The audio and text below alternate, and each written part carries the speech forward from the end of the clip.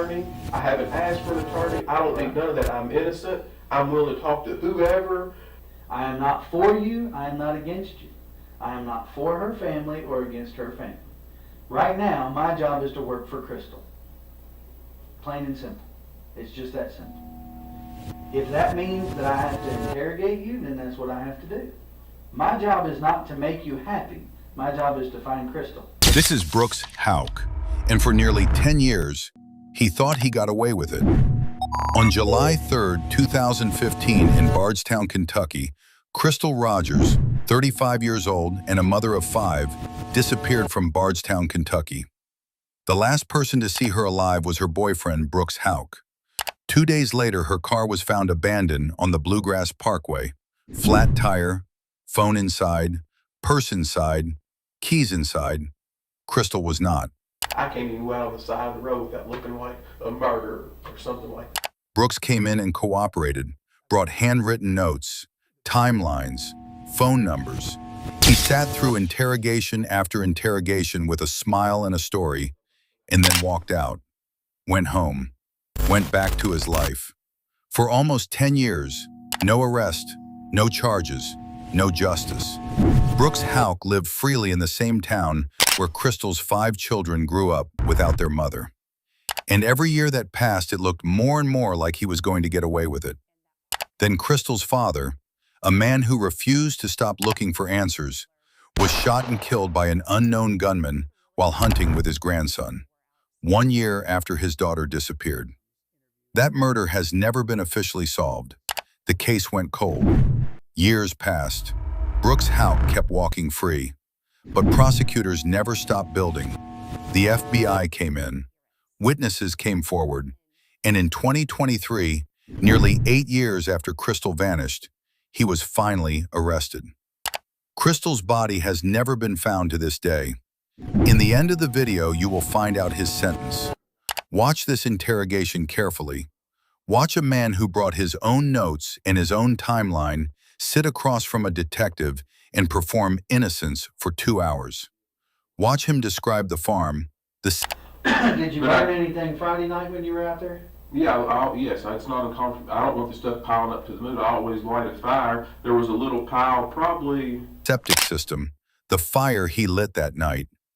And watch what happens when a detective calls a number from his midnight phone log on speakerphone right there in the room. He thought 10 years of freedom meant he had won. He was wrong. This is the interrogation of Brooks Houck. I just called, trying to get a hold of him before he comes here. He's not answering his phone yet, so he must still be in the middle of it. No, that's all right. All right, I'm gonna take a minute here and read through your statement, if that's all right. Yes. Get an idea. You might have answered some of my questions already, so. But I did, I was trying to cover as much as I could. If my writing's not real legible, you just ask me and I can clarify it real quick for you. Okay, yeah. 4 o'clock, Bluegrass Center. And I don't know these, I put approximately, I just put 4. Yeah, that's, I don't expect you to know exactly. Yeah, no, there's no way for me to. Yeah.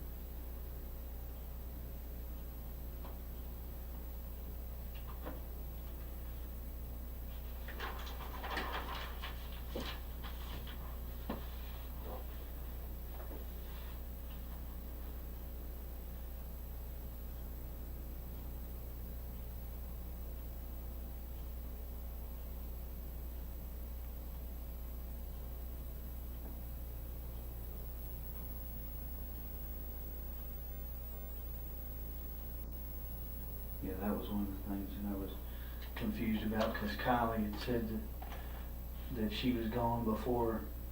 She said, she had told me that she was gone before you got back from the gas station and before Mom got home. But I don't think that's correct, because her grandma said she picked her up about 7:30. So you guys were already gone from the house. She had to be there while y'all were there, right?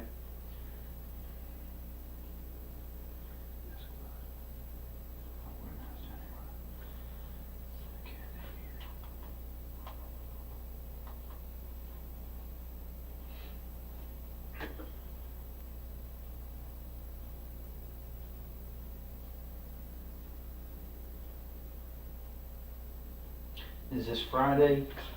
You working on the new construction on Friday? Yeah, and I didn't put that order, but I put all that right there. The further you go, the more clarified I Oh. get. I broke it down into segments. Oh, these for are you. the people whose house you were working on?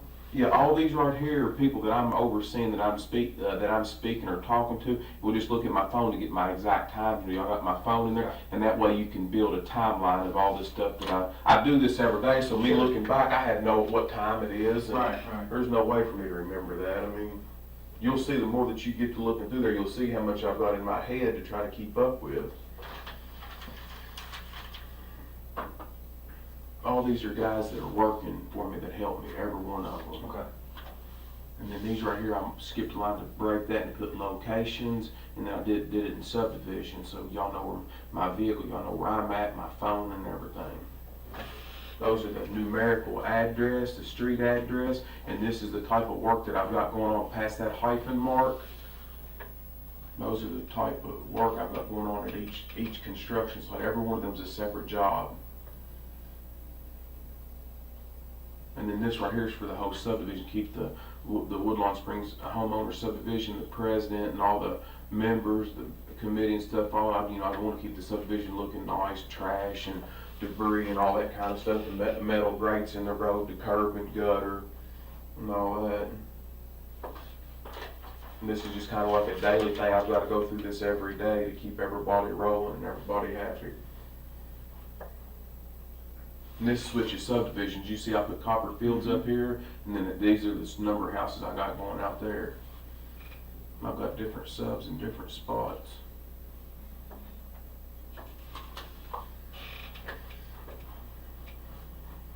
Sorry, that thing will go off pretty constantly. That's fine. It's not I've got people all over the county too. All right.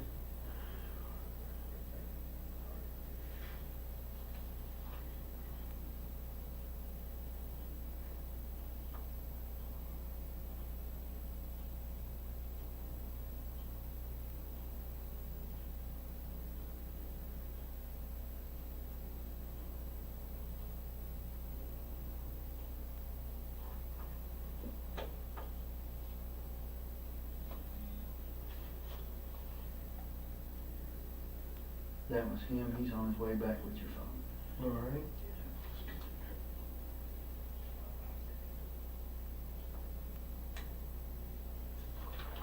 And I thought I had busy days. I've just been used to the custom position. That's how I grew up. Right. You know, Was your dad a builder? my dad was a construction worker for CSX Railroad. Oh, okay. About 24, 25 years. I read a book when I was in high school. That's what started me doing this.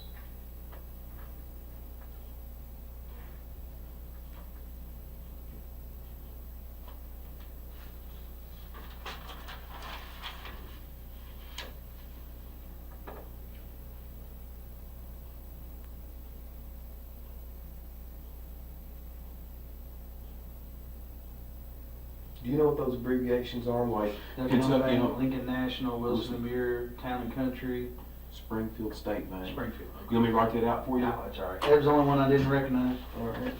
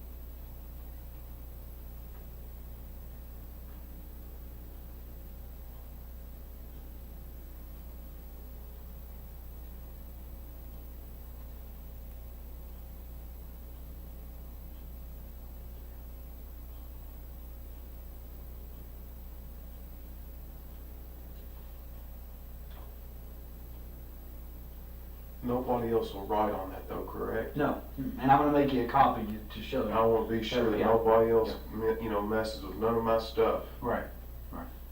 No, you're gonna get a copy of it so that you can look at mine and look at yours and say they're the exact same thing. All right.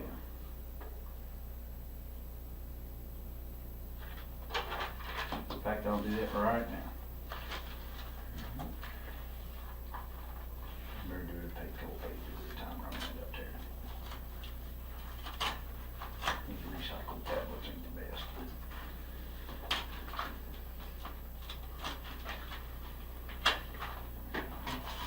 In just a second, I'll bring it right back.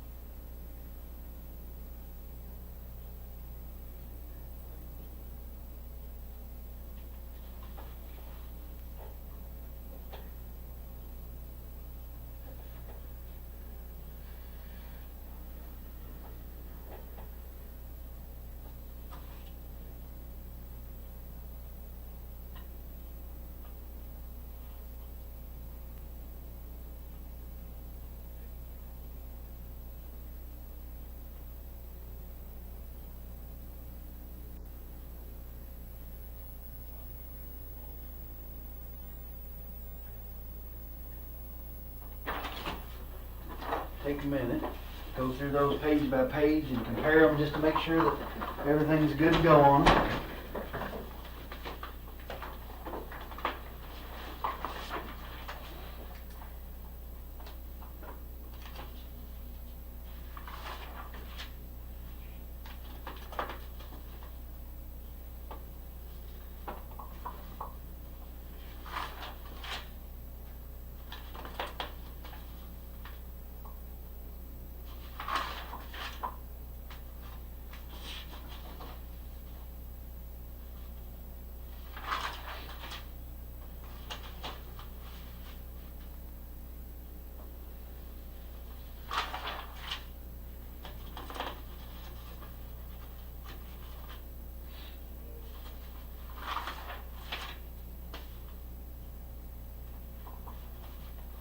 Looks good to me, sir. I'll take the original if you'll keep the copy, that way we'll both have a copy. All right, I'll put this in the file.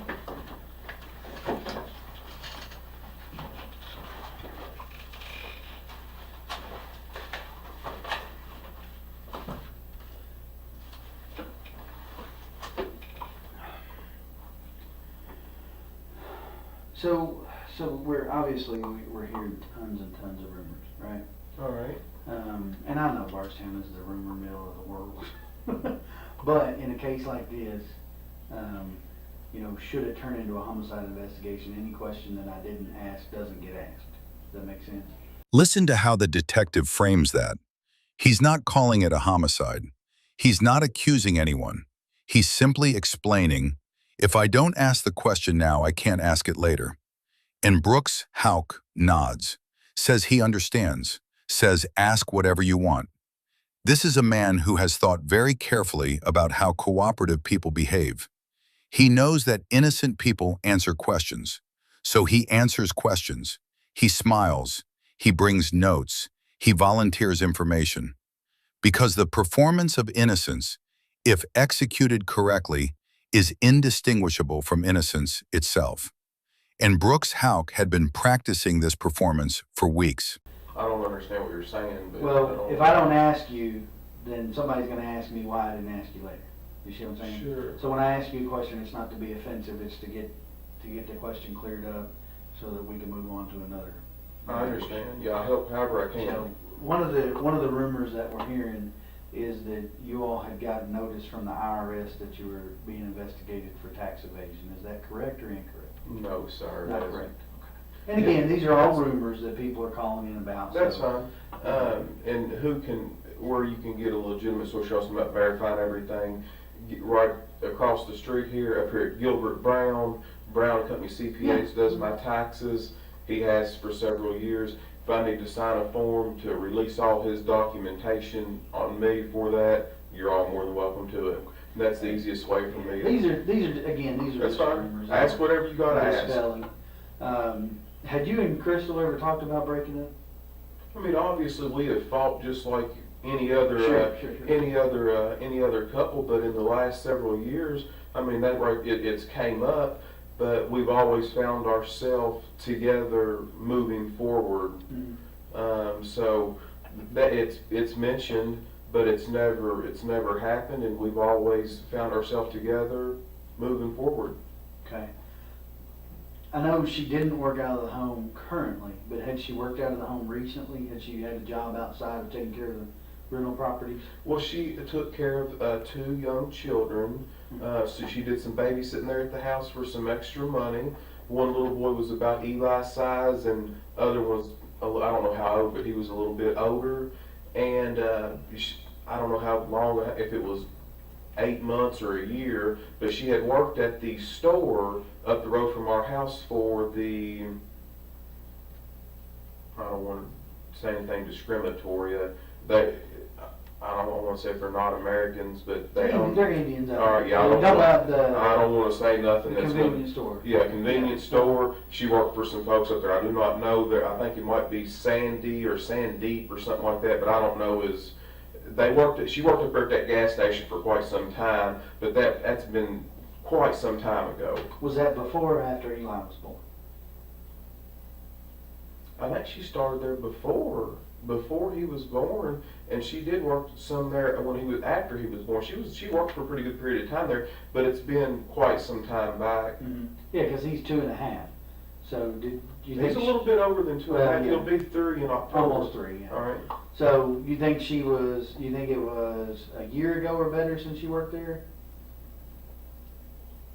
Probably approximately. I don't know. I would say give or take a 6-month window there. Something like that would probably be pretty accurate. But I do not know the answer to that. I do not know. I just know that it's been a period of time. Was it since you've lived together, have you all always lived on Glenview? That's the only house since Eli has been born. We brought him home from the hospital. We lived there. Okay. Yes. So That's the only residence. you all were living there when she was working at the, and when she stopped working at the. When she stopped working there. There was, I don't know, maybe 4 or 5 other girls that worked up there with her. I don't know their names. They didn't have a large amount of employees, just a few.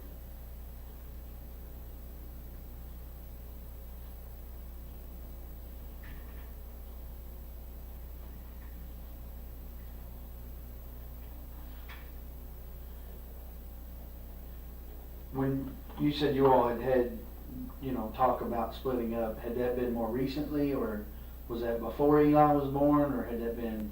I don't remember the exact dates, but if you'll recall back in a couple of days ago when we had talked, whenever usually that had came up, she had always went to like Sabrina's house, or she went out with Brooke or to her parents for a short period of time, a day and a half, and after she cooled off, and we had a chance to talk a little bit, we always found ourselves back together. But it has been at times a stressed relationship. I'm not here telling you anything other than that. Sure. That is the truth, and that's accurate. Yeah. That has been discussed, but we've always found ourselves together We loved each other very much, and that right there is the bottom end of it.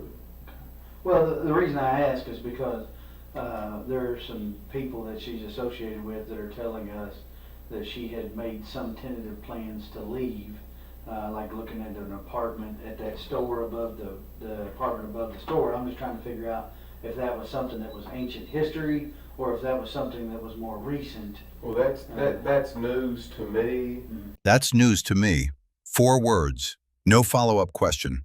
No, are you serious? Who told you that? No, she never said anything to me about leaving. Just, that's news to me. And then he moves on. A man who genuinely didn't know his girlfriend was planning to leave would have more questions than answers in that moment. He would want to understand. He would be confused. Brooks Houck was not confused because he already knew she wanted to leave.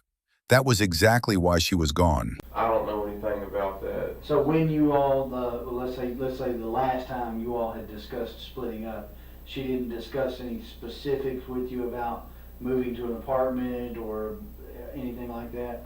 Just that you all were having some issues and you resolved it? Say all that again. Yeah. Break your question.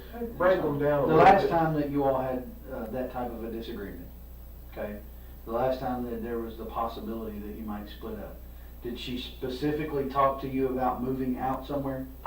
About moving out? No, not anything that I. She's never had an isolated point saying, "Hey, I'm moving here, moving there." I don't recall anything like that. No, Okay, sir. that was my question. All right. Just if she had. Well, sometimes I know that you all do this for a living. Sometimes I feel like when you ask me a question, you put so many things, and I'm thinking we need to dissect it a little bit so I can answer each part specifically rather than put so. And I'm not. Please No, don't no, get upset at me for saying that to you. No. Put so much stuff in when I want to break it down in a simplified, direct question rather than put so much information into one question. Try to answer one and have a bunch of parts in one. No, that's fine. If All you right. need me to, that's fine. What you did right there is just fine. All right, yeah, I If just you don't want need you me to to have ask to you a say to different, me, ask it a different way or ask. because I that's want fine. you helping me. No, that's All fine. right, that's all right. That's fine. That's no problem at all. All right. Let's see.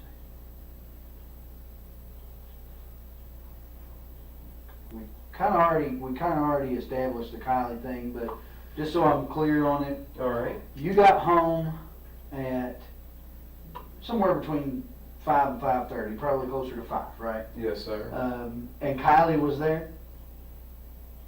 I didn't go in the house at that Oh, time. you didn't? Okay. No, I knew that whenever she was coming behind me, I knew that she was going to be there shortly. So what I did was I jumped on that little tractor. I knew I had a little bit of time, and I wanted to go up there and fill it up full of fuel, check, do all that kind of stuff, get my fuel levels right, so that I didn't have to stop. I've got, as you can tell when you look at that list, I got so much stuff to do. I don't have any unaccounted for time. I'm wide open. Right. If I stop for a few minutes, I go backwards, and I don't have time to do that. So so you didn't go inside, so you don't know if she was there when you arrived? I don't know if she was there. She was riding with Crystal. I do not Right. know. And when you got back from gassing up the tractor, they were all there, her Yeah. and Eli and Crystal? All for it, yes. Yeah, okay. And so all 4 of you were there. So during that time, the neighbor says she got home around 5:15, All give or right. take. That's right. So from 5:15, and I think I mentioned to you that I see on the video that you all go past Circle K. You go past the storage place and Circle K all within a minute or so, about 5 minutes after 7, thereabouts, give or take a minute. All right. So let's say you left the house around 7 o'clock. All Fair right. enough. That's fine. There's going to be a little bit of time, but I'm just generalizing. So she gets home about 5:15. You get back from the store. You all are there from, let's say, 5:30 to 7 o'clock together, the 4 of you. You ate dinner at home. I think you told me last time. Yeah, we didn't fix nothing. I don't know what we ate. We didn't fix nothing fancy. Right, sandwiches. or Whatever we yeah, did. yeah. You guys leave to go to the farm, but Kylie does not go with you. That's correct. She stays there waiting on Her Kathy. Mamaw Kathy, her father's mother. Yeah, Kathy Fenwick. Yes. Right. So she stays there. You don't know what time she gets picked up, but she's there when you all leave. Yes. Because that was one of the things, I think she got confused, Kylie, not Kathy, Kylie got confused about the time frames when I was talking. But about I can't speak on their. Yeah, I no, don't know that's that. fine with that. I'm just trying to make sure I'm not confused. All right, that's what you said is my understanding of it. Okay. So you guys leave, you go, presumably you go out Bloomfield Road to Guthrie because you go past Circle K and not turning on Woodlawn Road. So you go out there, and then the next time I see you is when you pass Caddy Shack, the little restaurant there on 49. You go past there, and it's about the right amount of time for you to be traveling, you know. And then you get to the farm around, best I can figure out by the time frame on the video, is about 19 minutes after 7. So you're actually there, you know, roughly about 7:20 or so. Okay. So you get there. By the way, I twisted I guess it would be your aunt's arm to. So we noticed they had the video cameras. That's why. Yeah, that's fine. That's good. So she actually helped you out with the time. Good. It showed you coming. Now I haven't watched the full days yet, so I don't know All right. anything about comings and goings. But I know you got there about 20 minutes after, and you left there about 11:55 thereabouts. All right. So during that time, from reading your statement, you left once and went down almost to Loretta Road and then turned around and came back because you decided the Tractor Supply might be closed, right? Yes. So that, you know, a little bit of time there. How long were you at the farm before you went to get feed and then came back, decided that it was too late? Do you remember, roundabout? It couldn't have been long. Because you were going to feed the cows, right? Yeah, it could have been probably more than, I don't know, 15 or 20 minutes. Okay. I'm just trying to get an idea so when I watch the video, you know, I can kind of look for when you're coming out and then you're going back in. Yes. And when you got to the farm, do you know if anybody was there other than your mom? I don't know. Okay. Did you see your mom when you came in? No, we didn't. We didn't stop up there. We went straight down there we were going there to feed the cows. Right. So. Well, yeah, but the barn's within eyeshot of the Yes. house. But sometimes she might park inside. Sometimes she might not. So I don't know if Right. She got more than one vehicle? she's got a little red truck Uh-huh. and she's got I saw a that white, and then earlier. she's got a white SUV. Oh, okay. But I can't. That 15 to 20 minutes is as close as I can, and that's a guess. But I'd say it's pretty accurate. Uh-huh. I think your mom told me she had been mowing grass. Do you know if she was mowing when you got there, or She's always outside doing something. She's more of an outside person than inside, Mhm. but she likes to mow grass. Sometimes she'll mow it whenever it don't even need to be mowed. So, but no, I don't recall her mowing if she was mowing. But you know, there's a lot of area there that if she was mowing, that I could have pulled in and not seen her, but I don't believe she was mowing. Yeah. Okay. And it's not all that important. I'm just trying to get an idea of what was going on. All right. So there, I noticed when I was out there yesterday, I guess it was. So there's a bulldozer in the drive. Mm-hmm. There's a tractor, actually two tractors in the barn, right? There's a tractor with a bucket and a Yes. tractor that looked like maybe it was leaking hydraulic fluid. Maybe somebody Or was an working on it attachment, something. or, yeah. Yeah, maybe an attachment. All right. So while you were out there Friday, did you operate any of that equipment to take care of the cows, or how do you normally? Is that No, something I you do don't. by hand?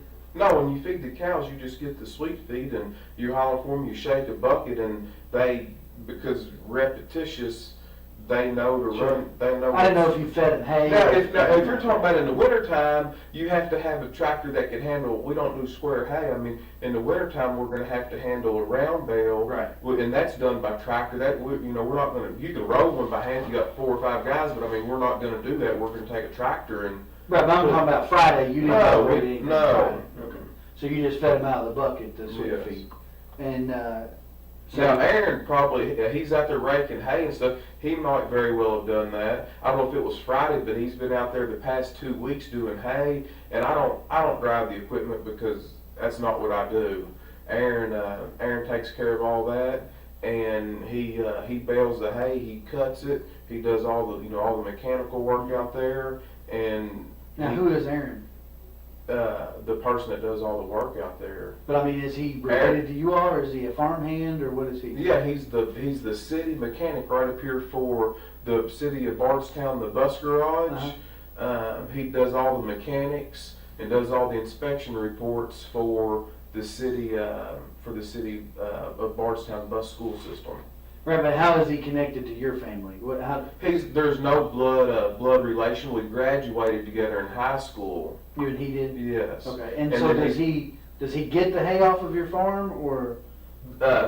Five of the cows out there that are out there are his. Oh, okay. So what he does is, whenever you look at this paperwork, I've got so much stuff going on. I'm not a farmer. I enjoy farming, but I don't farm. So what he does is an added benefit to me. He takes care of all the fencing, all the labor, keeps the equipment running. If it's round bales or busting ice and stuff like that in the wintertime, he does all that. He's got the time. He gets off early at 3 o'clock in the day. So he will come out there, and he knows about the mechanics. I'm not a mechanic, so he'll go out there and cut all the hay and prepare for the winter. Gotcha. He uses his time to do all that, to use the grounds out there for his cows, because he's only got about 7 acres here in town, and he wants to keep growing and expanding. And a way to do that, I don't have time to bush hog and all that, so I would rather keep up with the grounds by letting somebody do that and participate and let them. I don't charge him no money. Right. You see what I mean? Right. So But it's he a keeps his cows out there. Yes, it's a good trade-off. Gotcha. Absolutely. Okay. But he wasn't there Friday, that you saw? No, he wasn't there Friday night. When no. you were there? Right. Mhm. Not before, I don't know Yeah. about before, but when you were there, he wasn't Mhm. there. So you all fed the cows with the bucket, and watched them eat, and then you walked. Now, when you said you walked the road to the grab, you're talking about not just to the turnaround that goes right by the barn.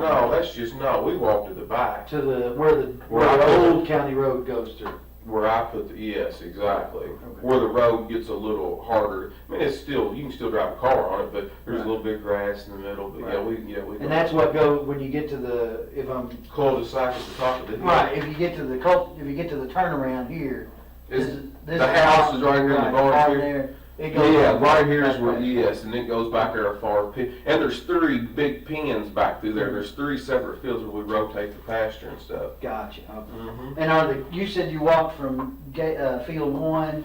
Yeah, let me just make it real clear Yeah, for you. yeah. You can put this in your paperwork or whatever. Yeah, whatever. I didn't write that, but. No, I drew it out for somebody else. This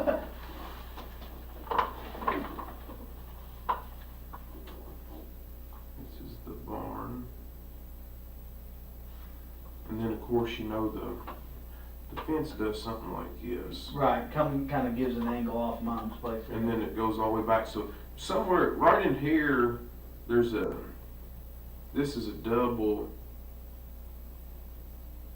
gate. This is where we go in. Right here is where we enter the field, because this is barbed wire, And then over here is kind of an octagon's 8, but it ain't 8. This is like a pen out here that we can move, and then there's some troughs and stuff in here. And then I think right here, that field separates and then there's another gate right here. So this is number 1, and then way up here, this is number 2, and then number 3 goes a far piece back through there. Right. So we go through this gate, and then the gate from 2 to 3, the other gate's up here. Right. You know what I'm? Yeah. And then there's more food in field number 3 than there are on these other 2, because these 2 are 8 down close. Mm-hmm. So a lot of times, and it's cooler back there in them ravines and hollers for the cows than if they're on this flat land, and they would rather stay cooler and eat back there. And there ain't a big pond back there, but there's a little pond for them for a water supply too right now. So more often than not, they go back there in that 3rd field, but like later in the evening, a lot of times we're consistent at the times, but sometimes we're not. But a lot of times in the evening, they'll drift up here thinking they're going to get some feed. Right. For the sweet feed. Right. Yeah. Right. So you all, when you all went for the cows, though, I think. Yeah, we went in this gate right here, and then we walked all the way back through there. So because they weren't up in field 1. Yeah. Okay.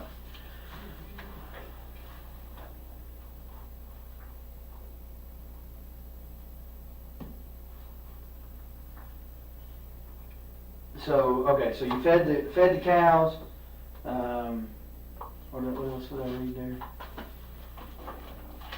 Sorry.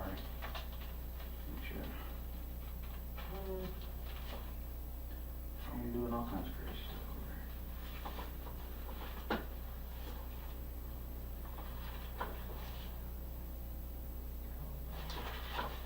You fed the cows, and then you come back out and you walked the road, right? The road that goes to the... Yeah, after we come back out from walking up through here, then we walk out to here, there's another. Can I see your pin again? Mhm. So there's another. It ain't exactly straight, but it looks something like this. That's the driveway? Yeah, this driveway to the barn, Right. and then we walk out the road and we just walk back through there. And how long would you say that road goes back into there, do you know? If you had to guess? I don't know. I bet it's a good mile. From right the here. barn to the end of that road and back? So a couple mile walk going to and from. Yeah, if you go, because there's a cul-de-sac right here. There's also a cul-de-sac I put in up here, and then there's a third cul-de-sac at the very end, by a creek back here in the very back. Oh, okay. Okay. But you think it's about a mile, maybe a I little would more, say a little close, less? yeah. So you walked to the end of there and came back. Did y'all do any work on the barn or anything while you were there? No, we didn't do no work on that barn. Didn't work on the driveway or anything like that? Mm-hmm. The dozer, the reason I ask is because the dozer that's sitting there, did somebody use that to put that driveway in or put rock on that driveway recently, or? No, on Saturday, I moved it over there. It was parked. That dozer, I've got a skid steer also broke down. Right. I've got a skid steer right here with some weeds growing up around it. Yeah. And then I had a dozer.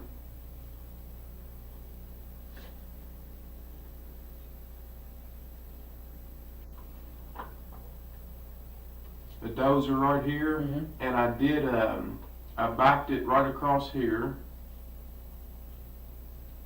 Right here. And there's been water coming in the front. There's a big door right here in the front of the barn. Mhm. And water had been going in the front of it right here. And then I moved, and plus I wanted to. She's always complaining about, my mother Mhm. is always complaining about the trash and rubble that she likes to keep everything neat and clean. She likes to keep the grass mowed short, but I'm not going to pay a high bill to take that stuff to the county dump when I can clean it up easy. It's too much to do all at once, but I can, every time I come out there, I can throw a match on it or burn a little pile. Eli likes to roast marshmallows, so what I do, and we spend so much time out there, what I do is put a pile and I'll light a little piece of it on fire. Mhm. And then that way I don't have a huge fire, but I've got enough that I'm constantly getting rid of some, and then they won't charge me that high density fee out there at the dump. So I'm going to take all this equipment, this skid steer too. I just haven't drug it over there yet, and then all these trailers where the weeds are high, I'm going to try to get it on both sides of these doors, just to get it out of there. Did you But burn anything Friday night when you were out there? Yeah, yes, it's not uncomfortable. I don't want the stuff piling up to the moon. I always light a fire. There was a little pile, probably. The night Crystal disappeared, Brooks Houck was on his family farm, and he lit a fire. He says he always does this, that it's routine, that he burns debris to avoid paying dump fees. And maybe that's true, but prosecutors would later prove that Crystal was killed on that farm. And a fire that burns hot enough and long enough can destroy evidence that no search team will ever find. Crystal's body has never been recovered. The farm was searched extensively, and Brooks Houck lit a fire there the same night she vanished, and mentioned it casually, like it was the most ordinary thing in the world. I'll write that on there.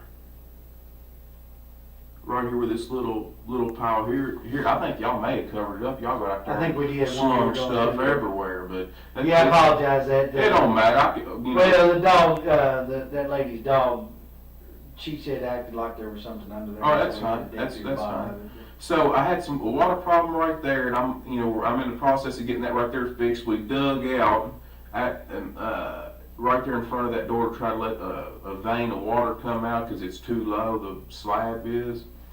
And that was Saturday? That was Saturday when I did that.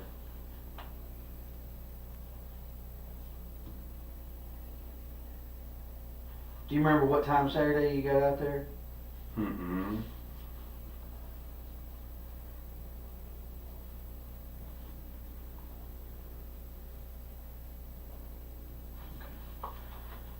Was you before lunch, after lunch? Oh yeah, it was well before lunch. It wasn't. It was morning time, but it wasn't early morning. It wasn't late morning. It was about mid morning.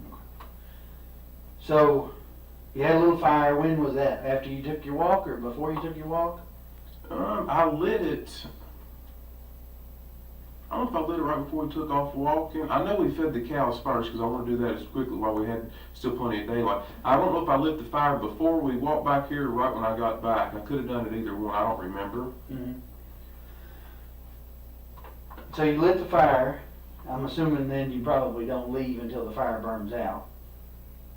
Would you leave it burning? I don't know. I generally don't like to walk away. Yeah, but if it's just a bed of coals there, Oh, yeah, it's yeah, not. but I mean, it's not like burning. I wouldn't leave if I thought there was any danger. Not when especially when I got all this equipment and barn and stuff right there. But I mean, if it's died down and it's just a big bed of coals, I'm not too worried about it. Yeah. You know, so, especially if it's not in August or September when everything's just perfectly dry. It wasn't. We had plenty of rain. Yeah, and the ground's wet and dew's on. Yeah, it's not a big. To me, I'm not a firefighter, so. But you definitely moved the dozer on Saturday. Yeah, I moved the dozer on Saturday. Is there a septic system with that barn? There is. Okay. It's never been hooked up. There's never been a toilet put on there. But I tell you who put it in there, and he can tell you exactly how 100% it was done. Is Casey Ballard. Casey Ballard did. Mm-hmm. And Casey Ballard, is that her? That's her brother. That's what I was thinking. Yeah. So he put the septic. Is there like an opening somewhere where you can access it? Oh, for yeah. Maintenance it and whatnot. Mhm. Where would that be at? There's a big pole out in the middle of this in field number 1 right here. Uh-huh. There's a great big pole like this right here Uh-huh.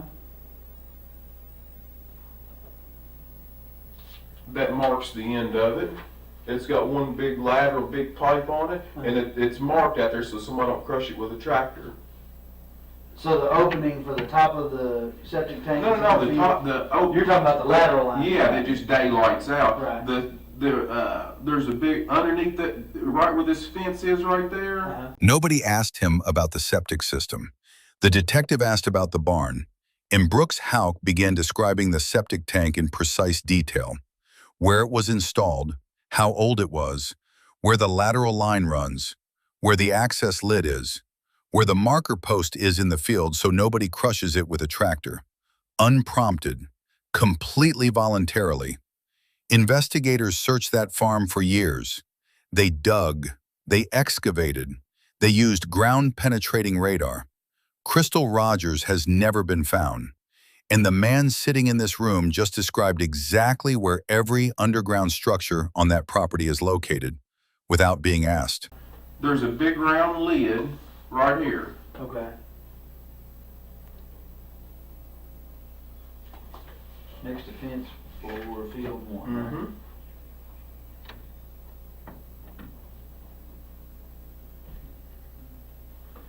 And how long has that septic system been there? I noticed the work Probably about kind of ongoing. Probably about 3 years, 3 years. 3 years. I just never did finish that barn, because I've had so much other stuff going on. But in that barn, I've kind of got a little. Yeah, I saw room where there. you were putting the cedar plank. I never got done with it, but I'm close to getting it done. I just never made it that far. Right. But yeah, the right where that little plumbing, that little bathroom is, right on the outside of the barn, there's a big a septic tank right there, and then there's a great big long piece of pipe right here, a bleeder valve, and then it's marked by there's a big pipe. There's an iron T-post out in the middle of this field, and then I took a piece of PVC pipe that's weather resistant, and I just slid over top. It would stop the post from rusting, and it's also much taller than the grass, so that if the grass did get up real high, somebody wouldn't hit it with a bush hog, or wouldn't hit it with a mower or something like that. All right, so you guys, you've taken your walk. The fire is down, maybe not out, but it's down enough, and you're leaving. And it looks, again, looking at the video, looks like it's about 5 minutes till midnight. All right. That's to me, and I've got a couple of kids, you know, but everybody parents a little differently. To me, it seems a little late to be out on the farm with a 2.5-year-old. Where is he at midnight? Has he been asleep in the car for a while? Is he still He's still wide open, and he'll. Really? And any night he's so used to sleeping so later in the morning. His normal day, that's his 7, 8 o'clock in the evening. Really? 11, because she sleeps much later in the morning. She stays up. So like, yeah, and it's always been that way. So And he's like good to people go do, at midnight. He's wide open. Yeah. Okay. So you guys get back and load up in the truck. Excuse me, load up in the truck, and you drive back. You leave out. I see you leave out the driveway at about 11:55. Somebody passes you on the drive back on Loretta Road about 10 minutes after midnight or so. He says, roughly. We're still kind of narrowing that down, but roughly sees you about 10 after midnight, which wouldn't be uncommon. It's been raining most of the day. You know, the roads are kind of wet. 15 minutes from your mom's house to the golf course. There's Caddyshack. Not a big deal there. And so do you remember, or did you go straight home on Friday night, or did y'all stop somewhere? Or, because I'm thinking if that's their normal 7, 8 o'clock in the evening, it might be dinner time. Did you stop and eat something, or did you go straight home? We did not eat anything. I went straight home. Okay, so you went straight home. So if we assume that he's correct in about 10 minutes after midnight, another 10 minutes to the house or so. So you. Yeah, I don't see it being that late. I mean, if that's what some of the things say, you know, I guess you'd have to kind of go by that. But yeah, we didn't stop anywhere. We went straight home. Okay. So you could feasibly be home by 11:30. You can be home. I feel like it. Which is what you told me. You thought, or I'm sorry, not 11:30, 12:30. You could feasibly be home by 20 minutes after 12 if he passes you at 10 minutes after 12. All right. Which is a little off from what you originally told me, and you just said I still think it's a little off, but we'll go with what the camera says as opposed to memory, because sometimes memory's not that great. All right. And I checked the time on her camera, and I'm allowing for about a 9-minute gap there between what my watch says and what her camera says. All right. So which puts you leaving there by 11:55, which, again, 15 minutes to Caddyshack is not terribly bad in the rain. So it could have been that he passed you at 10 minutes after midnight, putting you home roughly 20 minutes after 12. All right. Fair enough? Yes. So you guys get home 20 minutes after 12, right there, thereabouts. I think you said you went to bed first. Do you remember about how long you were home before you went to bed? I went to bed immediately. So when you guys got in, you went and did your nightly routine, and you're going to bed. I think you told me that she stayed up, and Eli, did he stay up as well? He was. And where was she at when? If there's any activity going on in the house, he doesn't want to go to bed. Mhm. If everybody turned the lights out and we just got in the bed, he's going to follow us in there and lay down with us. But if I go to bed and she stays up, he's not going to come in there to bed till all the lights are out and then she goes to bed. If I was doing something out there and she was in the bed, he's going to stay up with me until the lights are out, until I go in there. Do you see what I'm? Sure. Yeah. So that's what So he's gonna stay up with Mom. Right. So, and before you went to bed, or any conversation, I know you told me that you all had a conversation Friday evening sometime about the kids. We will talk about that in a minute, but you said you all talked about the kids Friday evening. Does that conversation bleed over to when you get home, or is that conversation done? No, whenever I got home, I went to bed. I mean, it was relatively, quickly when I got in there. Okay. The conversation does not bleed over. Okay. So you go to bed, she stays up. What's she doing? She's just on her phone, playing, I don't know what game, but she normally plays a game, Right. some kind. She's got several of them on there, but I don't know which one. Okay. So she's on her phone, messing around, doing Mhm. whatever, and you go to bed. Do you know what time Eli came to bed, or she put him into bed? I don't know. I Don't don't have have any any idea. idea. I normally go to bed earlier than that, so when I went to sleep, I'm a pretty heavy sleeper. I wouldn't have noticed, if he crawled in there, So you said you're a pretty heavy sleeper. So your phone is getting phone calls. I can see it on your phone logs before 7 o'clock in the morning on Mhm. Saturday morning. Do you hear that going off? Do you normally keep it in there? Yeah, but I with you, or- don't have to. At that time, I've got an alarms on my phone at 6 o'clock and 7 o'clock. Sometimes I've got them at 4 and at 7. But my alarm most mornings goes off. I always have it for 6 and 7. But I'll wake up before my alarm goes off. But yeah, it's not uncommon for me to get calls really early in the morning. So what time do you think you got up on Saturday morning? I probably woke up around, in between that time, like 6 or 7 o'clock, and then I left. Did my normal thing, changed my clothes, put my clothes on, and headed out. Shortly after that, Mhm. Well, I'm sorry, I forgot to ask you something. There, on the phone records, there appears to be a phone call around midnight All right, on Friday night, Saturday morning. all right, I'm talking about on your way home, basically. all right.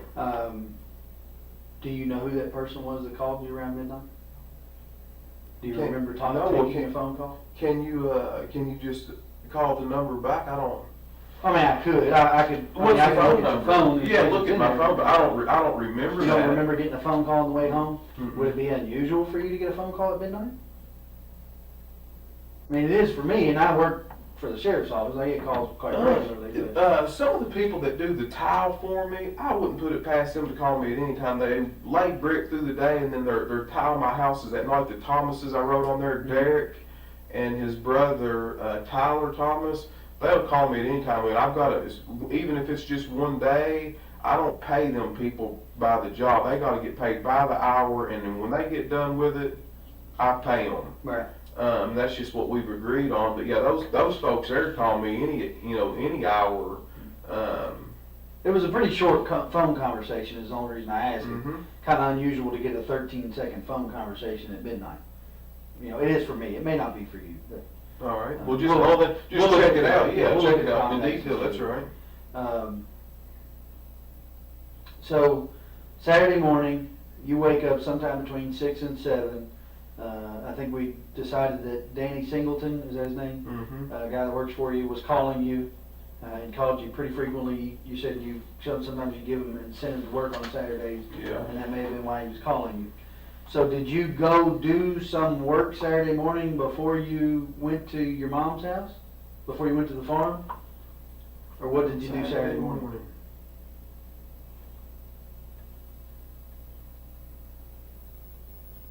No, I didn't. I didn't do any other work on Saturday morning. That's where I went out there to the farm. Mm-hmm. I don't know exactly what time I got out there, but that's what I had done. Mm-hmm. So,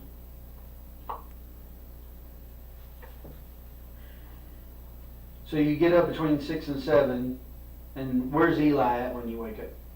He's next to me. He's in the bed with you. Mm-hmm. Okay. So you get up. Does he get up with you?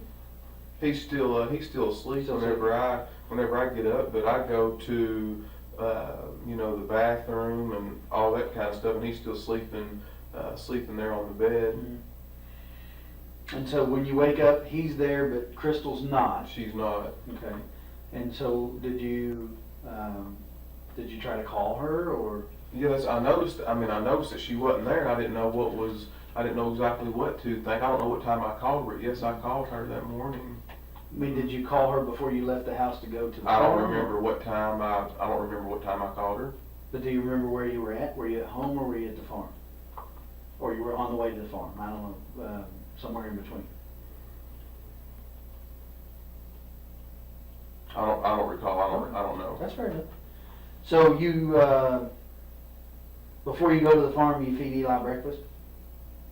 I just not before we got there. I normally get those squeezable yogurts, got all them vitamins and minerals and stuff in it, and he likes to eat stuff like that for breakfast, and it's easy. He can do that in his car seat or whatever he's got to do.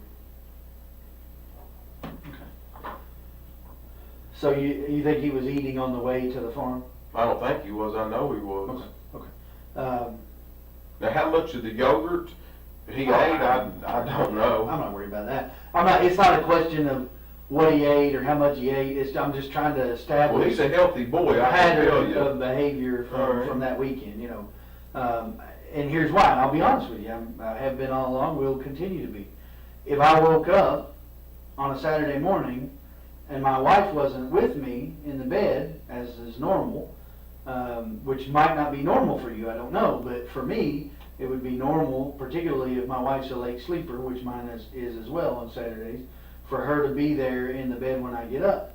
So if she were not, probably the first thing I would do would be to call her to find out where she was.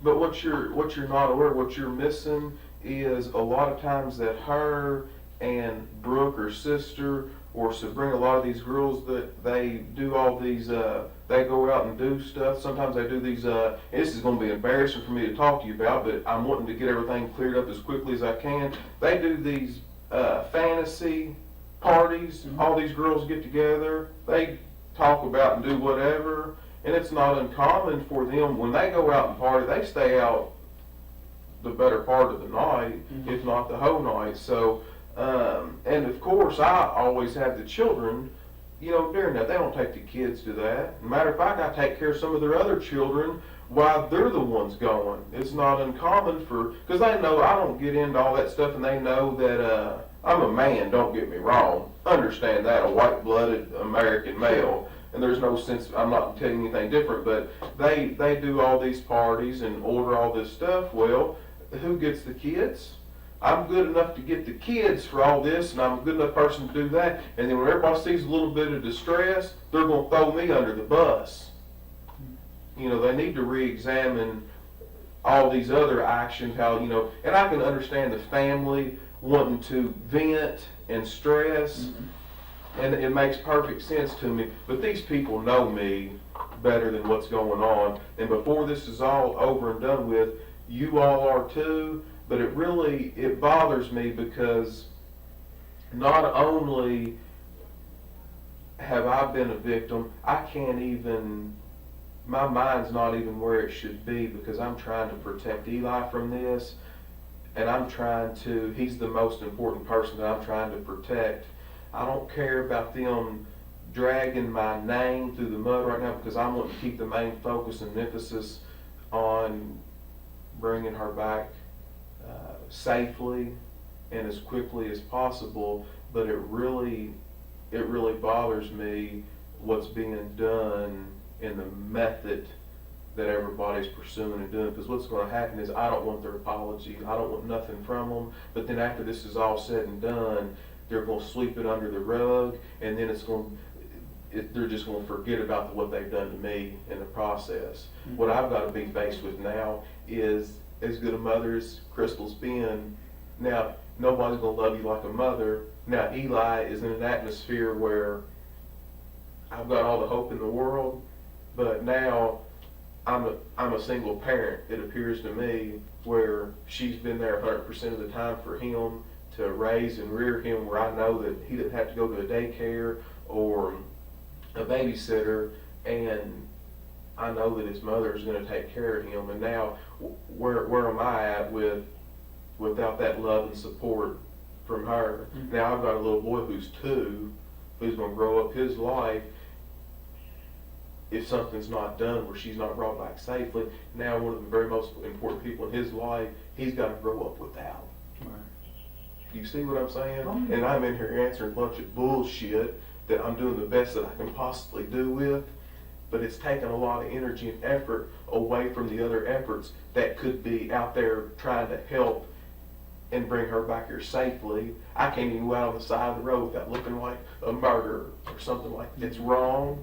I've been extremely honest with you all, and now I'm up here doing all, they can have the house, I'll take anything that you want, you don't need any of that paperwork or search warrants, and now I'm up here trying to get my head where I can be on the side of being able to protect myself and defend myself for my son whenever I'm the one that's, I feel like, has the largest loss. Yeah.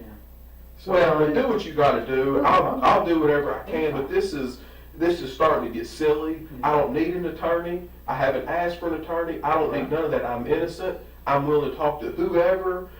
But this to me is really starting to get silly, because I feel like, I don't have a Facebook page. I don't have time to get on the internet. I don't know a lot about computers. Crystal did all that for me. I didn't have to do it because that's something else that she always took care of. So now I have people come back to me telling me that they're completely trashing me online for the whole media. You know, I've taken 17 years of my life, and I feel like I've worked hard to get a good education. I've worked hard all these years.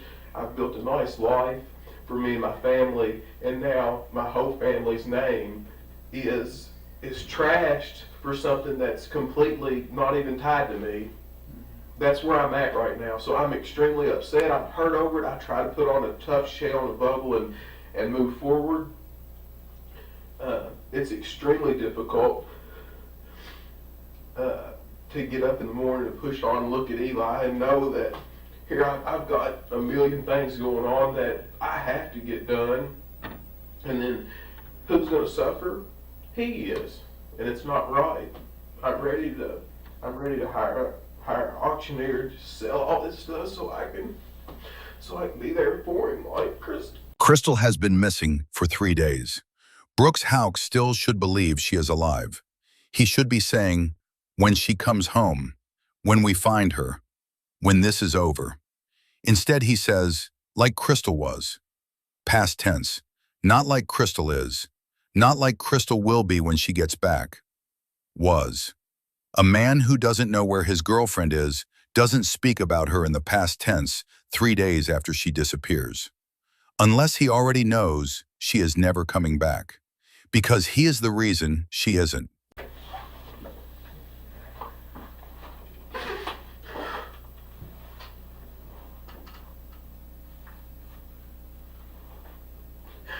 What else do you want to know? Take me, it's all right. No, It's fine to be upset. I understand. It's fine to be mad. I understand that too. he's there asking for everybody. This is a shock to him.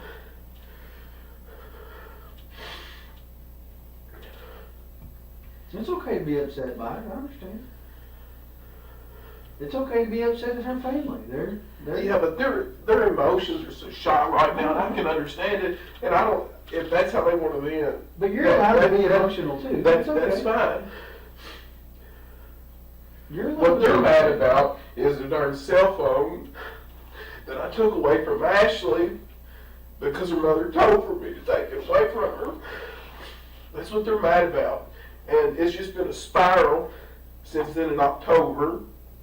And ever since then, their attitude towards me and everything is so wrong. For punishing a 16-year-old girl when she's not hurt, she's not hit, nothing like that. And I'm the worst person in the world for having any, and I understand I'm not her dad, I'm not her disciplinary figure. If she disobeyed her mother, I followed a direct order from her mother. Her mother couldn't get it from her. I took her cell phone from her, and then it's just been hell ever since. That was the whole thing about the wrist. Yes, exactly. Yeah, they took her up to the hospital and did the same with CPS and all this bunch of garbage. They ruled it unsubstantiated, or however they wanted to say it. No bearing, or whatever you want. You can pull the reports. They documented it all. You can get all that stuff too. You want some water? No, I'm good. Let's move forward. Whatever you need, I'm here to give to you. Okay. I'm innocent. I don't need an attorney, so I'm good. Ask whatever you want to ask. Okay. Well, if we can just continue with the conversation, and I don't want to rush you. Take your time. I think we left off around about Saturday morning. So you guys got up, and she wasn't there. So you and Eli got ready and went to the farm. Did you go anywhere else before you went to the farm? I didn't stop at McDonald's or nothing to get any kind of breakfast because he had that yogurt, that squeezable Yeah. breakfast, whatever, I don't know, whatever. Some of them still in the refrigerator if you want one. It's okay. It's fine. So you went to the farm, and was your mom there Saturday? Do you remember? I didn't stop at the house up there either that morning. What do you do with Eli while you're working on the equipment?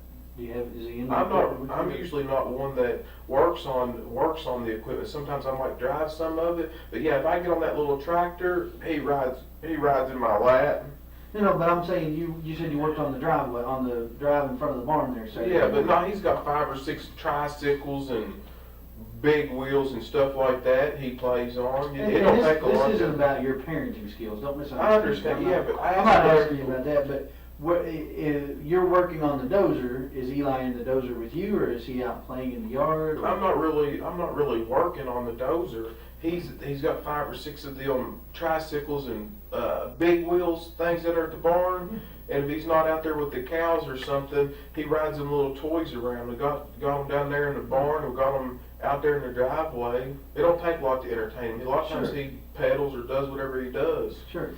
But how long would you think that it took you to fix that area you said was taking on water there in front of the barn with the No, dozer? I don't know. A lot of times on Saturday, I just use that as a place to vent and get away from what I call the city, not just like Bardstown's the city, but all the Right. city stuff that goes on, loud music and all that. Out there, you hear crickets. Yeah. You know, you don't hear a lot of people, so I go out there to a lot of times just to get away from the stress of all these tenants and stuff, calling these new construction contractors and stuff. It's a kind of a little vacation away from home. Right, but you told me earlier that on Saturday you fixed the spot in front of the barn where the water was going in. Yeah, if the water's not, if it's not been like raining a solid week or whatever, you can't really tell if it hits and misses. Sometimes if we get a substantial amount of rain, you can kind of tell where problems are, like you know, and I could tell. So that's just what I did. Just Right. piddle, just nothing important, just piddle. Right, but would Eli normally be in the bulldozer with you while you're operating it?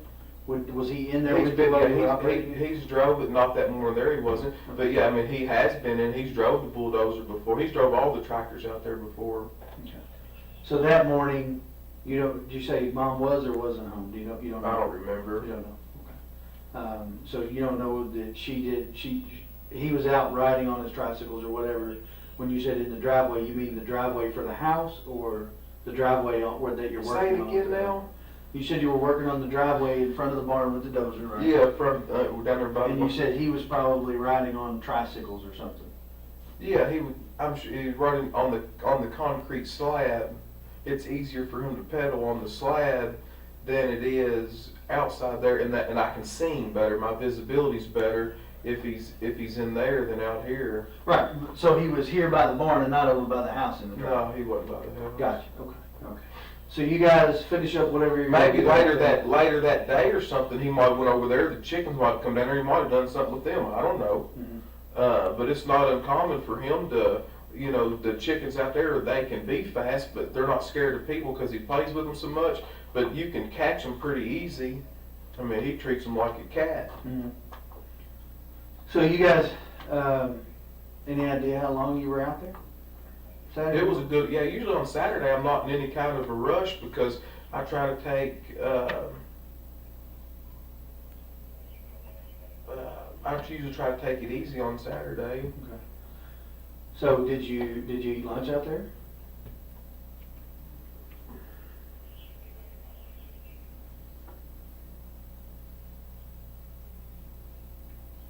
I don't know if I ate lunch there. I know I ate supper out there at Fabian's house that night because he had everybody over there at his house for, there's about, I don't know, maybe 150 people over there at my mom's brother's house. we went out there for a short while. It wasn't real long.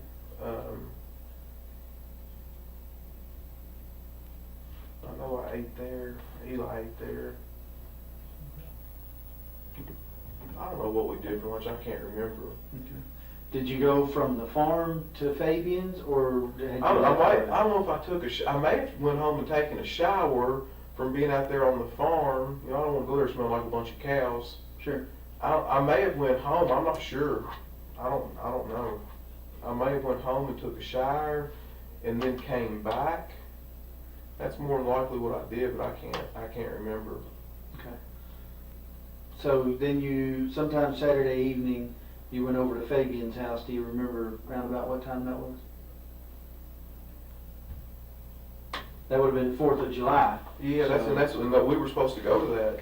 Mm-hmm. Did you all stay out there for fireworks, or? We didn't stay that late. I know that there was a bunch of people there that I hadn't seen in a good while. That my mom's got a pretty large family that I hadn't seen that I wanted to see them, but we didn't stay out there real late.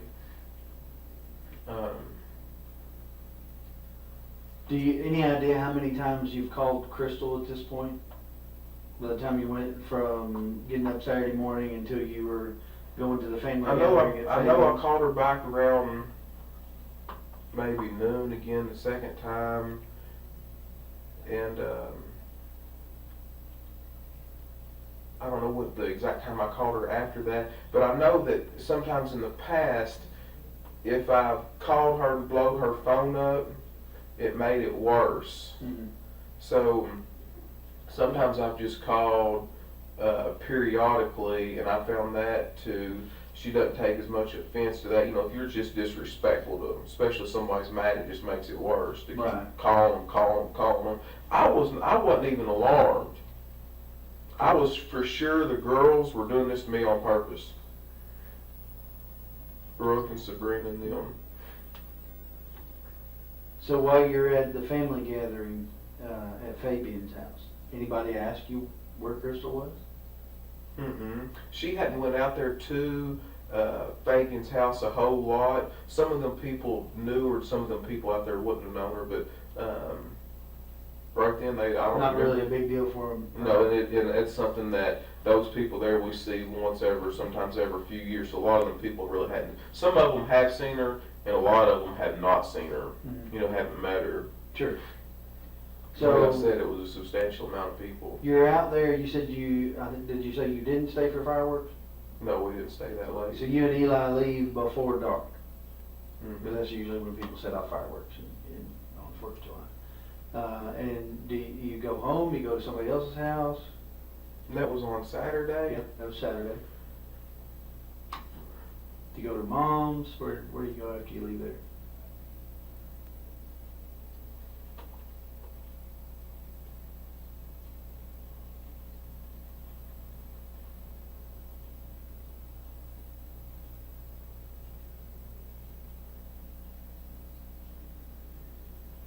No, I think we rode. I think we rode with my mother over there. To Fabian's house? Hmm. Yeah, we rode with her, and then I went home after that. So you rode back to mom's house with her, and then you didn't stay at mom's. You went back to your house.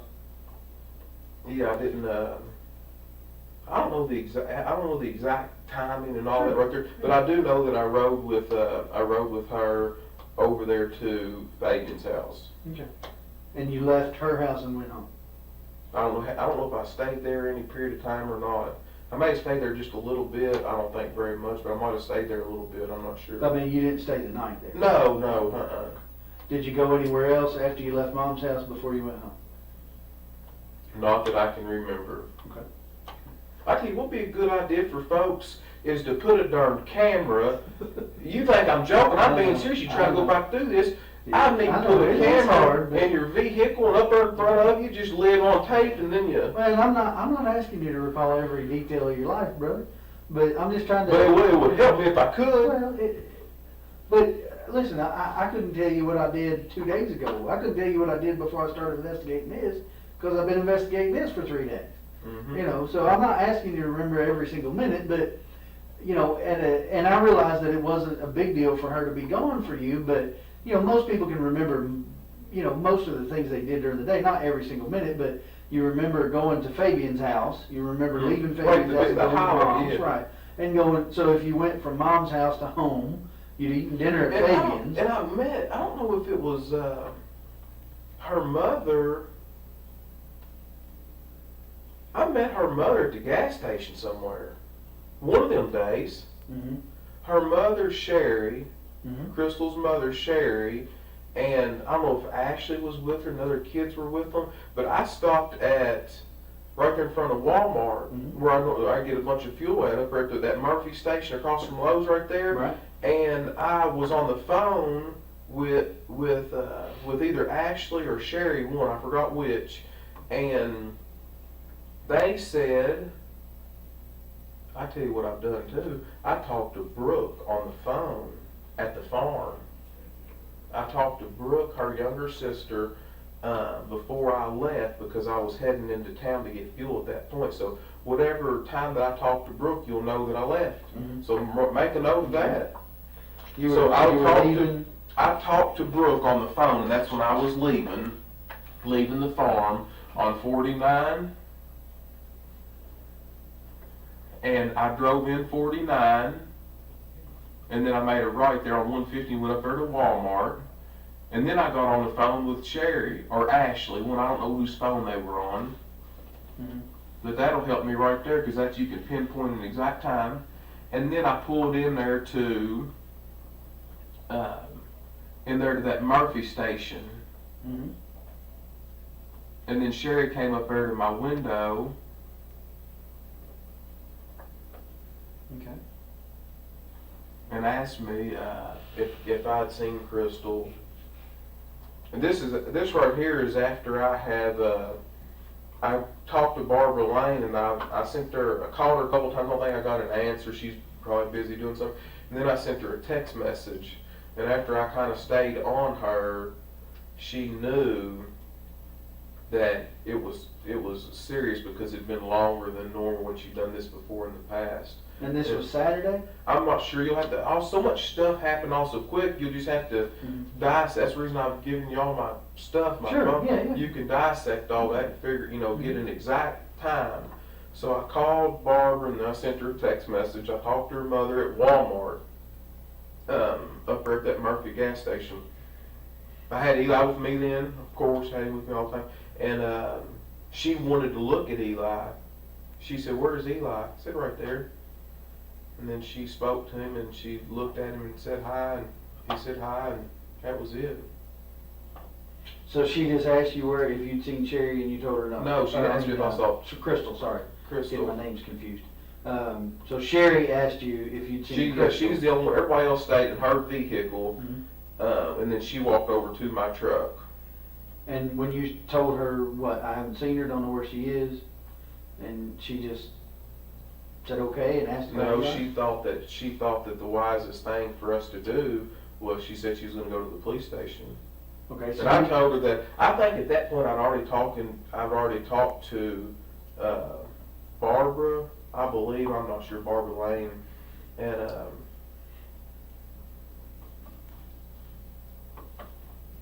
I'm not sure. I don't know the time periods. I don't know 'em. I just don't know 'em. That's fine, that's fine. So, And then I went home. so Saturday, you went home after, The gas station. so you think that was, okay, so you think the gas station was between leaving the farm and getting showered up before you go to Fabian's? No, that's incorrect. Okay.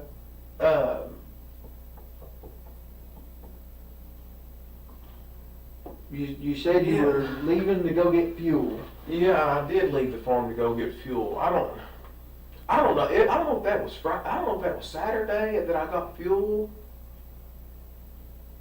I'm sure I did it with my card. I can prove what time that was too. And So I talked to maybe Sherry. Sunday? Do you think it was do you think you talked to Sherry the same day they reported her missing? She said something. Yes, she said, yeah, Okay. the day that, yes, So that's. they reported I her think missing she- on Sunday. Then it was Sunday, I feel like, whenever That's because Sherry told me she's going to the police station. Mm-hmm. Is Sherry the one that reported her missing? Mm-hmm. Sherry's. All right. I had a question from the media or from the news that I wanted to ask you all to think about. That you all said that a family member found her car. How does that happen? Rather than the police department, as large as this county is, a family member. Well, that's a pretty big family, and as I understand it, someone who knew them called them and said there's a car that looks like hers on the Parkway, and they went out there. Who was the family member that found that car? I don't know, I have to look at my notes. There were two of them. Am I able to know that Oh, yeah, question, that I can answer? tell you who it was. I just have to look back through my notes and see who it was. And I'm That's not great either, but I want to say that it was. I'm trying to think. There was. You can look back at them. I'm sure it's. I want to say it was a brother and a nephew. I know we took elimination prints from one of them because they touched the car before we got there. So we took elimination prints from them like we did from you to rule out any prints that we found in the car as being that person. All right. So I want to say that it was one of her brothers. How many did She only had Casey's or only Casey's. brother? So I want to say it was her brother and maybe her dad that went out there. But I think it was her brother that somebody actually called, but that may be incorrect. I'll have to look at the notes and All see. right. But, so, Saturday evening, you went to Fabian's house, you had dinner, you went home. You're home all evening with Eli? Mm-hmm. Okay, anybody Not come really. over, anybody not? Yeah, I feel like Richie comes over to my house all the time. He's over every day. Who's Richie? Richie Riggs, he's my manager, my real estate agent. He lives next Oh, okay. door at 115 Glenview Drive. He's one of the people on that list. Okay.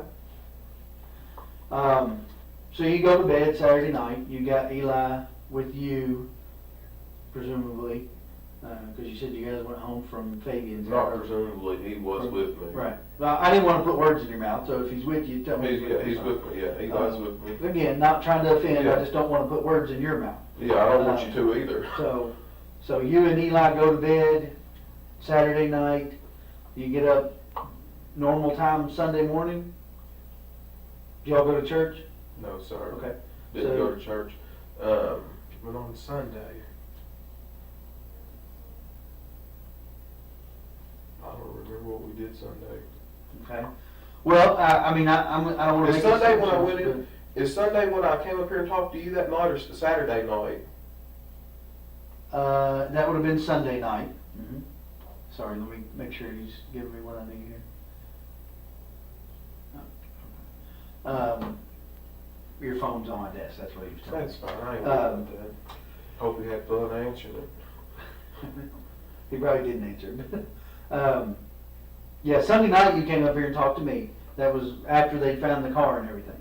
So sometime Sunday after 12 o'clock is when you talked to Sherry at the gas station. I think, and I'd have to look at your phone to see, but and you may know or might know, but you called Barbara. You call her Barbara Lane. I just call her Barbara. That's all I've ever known her by. But Barbara Roby was a Ballard, right? Yeah. You called her and talked to her about Crystal being gone, or she called you? No, I'm the one calling her. Okay. And what does that conversation sound like? I think the first time that I called her, that I don't think she answered the phone. So I left a message, and then I don't got a response, and then I sent a text message to her, and that's when she called back, and I think she tried to call her, and she didn't get an answer. Okay. And you know. So I'm piecing things together from what they've told me as well. So at some point you do talk to her on the phone, but when you get up Sunday morning and Crystal's still not home, or you're starting to get concerned, that's why you call Barbara? Or? Yes, exactly. And that's the reason that I did call her. But before then, I wasn't alarmed. She done this before, Right. and I wasn't alarmed. That's all there is to it. Yeah. So you call Barbara. I knew I gave Barbara Lane more credibility than Sabrina, Brooke, or any of them, because I know them young girls. If Crystal tells them not to say nothing, you ain't gonna be able to beat it out of them. Right. And them girls they're just, yes, they're just like, especially to a guy, if they're fighting, they're not, and I'm smart enough to know that, but I knew Barbara would say, hey, she don't want to talk to you, or she's fine, just leave her, give her some time. I knew Barbara wouldn't keep me, she's a mature woman. Do you understand the difference in what I'm, so she would at least, I feel like, let me know, hey, where I wouldn't have to worry. Right. She might not give me no details or nothing, which is fine, but she would at least ease my concern. And that's the reason I called her over these other people, because I knew I'd get further with her. And at some point, so you do talk to her, and as I understand it, at some point she came over to your house. Mm-hmm. Is that right? She's been there a few times since then. Right, but that particular day she came over to your house, was that before or after you talked to Sherry? Do you remember? I have no idea. No, that's fine. So you To be honest with you, I don't even remember doing that. I remember seeing her a bunch more this last little bit than I really ever had before, but I don't, as far as talking to Sherry at the gas station and then keeping everything synchronous, I have no idea. None. Okay. Well, I mean, I know that Sherry was here at 3 o'clock thereabouts filing the report, the missing persons report.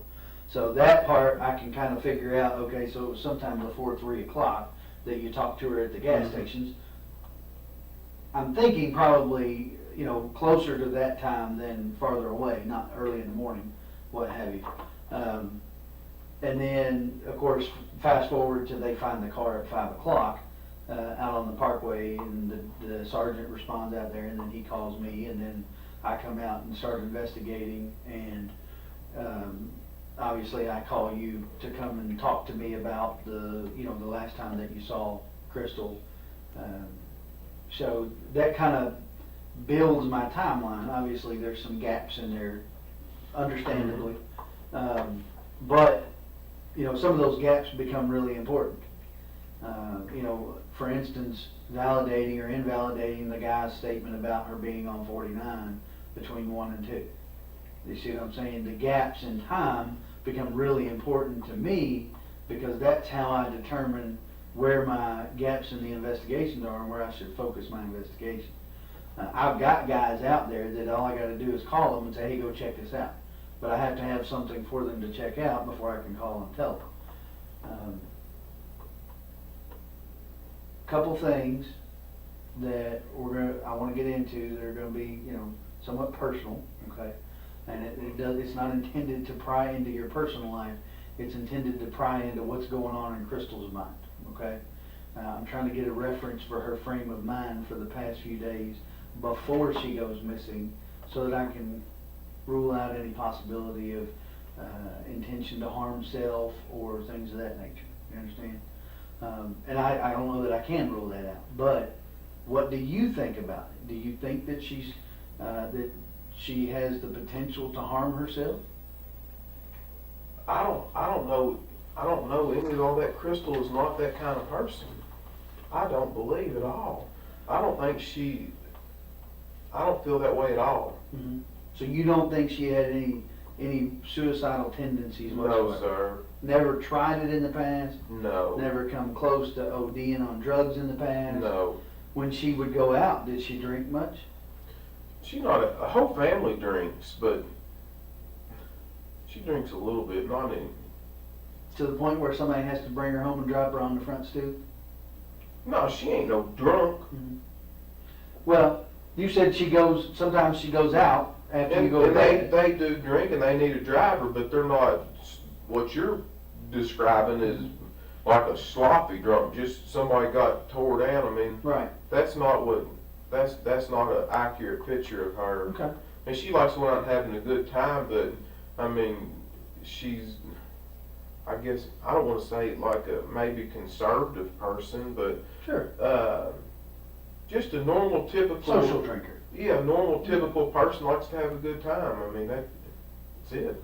So, if you had to guess, how often would you say she would go out? She doesn't go out real often. Not real often. I mean, she's got all her kids, and we got Eli. I mean, we'd have a pretty busy busy lifestyle, and seems like we've always got kids here and there, so I mean, Right. we don't have a whole lot of time to do that, and we don't like to get babysitters all the time. You know, sometimes if her parents have a couple of the kids, or Keith might have a couple of them, we might go out with, usually, you know, with Eli, we don't usually seldom ever get a babysitter for him. Mhm.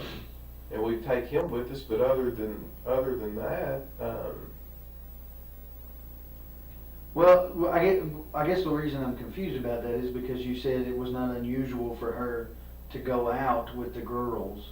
it's not unusual. Yeah, so help me understand. You mean But that's when once a I talk to month, kids. or once every other month, or I mean, how much time are we talking about here? You know, because my wife might have a girl night a couple times a year, but she might not be the typical wife either. I don't have Maybe any idea. probably about 2 times every 3 months, Okay. like once every 6 weeks or something like that. Sure.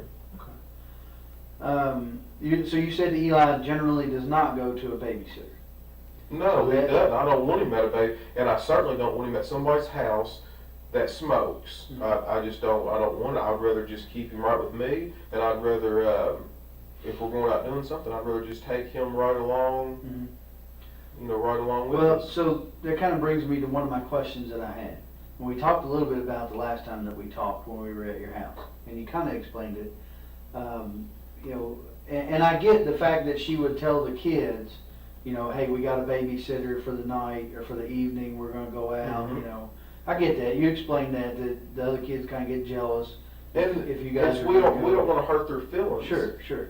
Especially Kylie, the situation. She's always wanted any kid really wants a father figure in her life. She's really struggled in that area, and her mother doesn't want her to think that she's pushing one of the children out and then the other one can go with us. I mean, that's normal. I mean, in my opinion, Sure. it is. And I get why she might tell Keith that, because Keith has 2 of the kids. She Mhm. doesn't want him to tell them differently than what she's told them. Are you familiar with a woman named Christina Holly? I know. Yes, I know who you're talking about. There are some text messages between her and Crystal on Friday. And she's asking Crystal if she wants to go to Chuck E. Cheese, I think it was. Something to do with the kids, do something Alright. with the kids. And she tells her the same thing. Well, we've got a sitter for the evening. It's our first time being kid-free for a while, so we don't want to, you know, we're kid-free. We're going to enjoy ourselves. All right. Why would she lie to her about that? I don't know. I can't answer that question. Are her and Christina close? Yeah, I mean, they've always been good friends. I know exactly who you're talking about.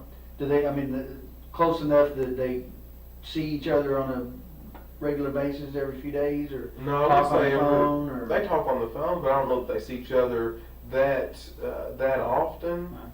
But I think we were also supposed to maybe go to the zoo or something too. She was going to take. She's got a little girl that's really close to this, born in the same month apart. as Eli? Yeah, Eli. Mm-hmm. I mean, that's just curious to me. You know, these are the things that make me wonder. And in any other situation, they might not amount to nothing. But Did you ever talk to the girl, the Amanda? Mhm. All right, and so she says there was no plans for her to babysit. all right. So, but that doesn't necessarily mean that Crystal hadn't planned for someone else to watch him. I don't know that. I mean, you know that because you and Crystal have him together, but I don't know that because I don't know you guys. You know what I don't I'm know. saying? Maybe sometimes she might use Crystal's phone. I don't know if she. I don't know. I can't answer that. Right. I do not know the answer. Okay. But as far as you know, you all did not have plans for a babysitter that night. No, Friday absolutely night. no. The plan was all along for you guys to go to the farm. Yes. Okay.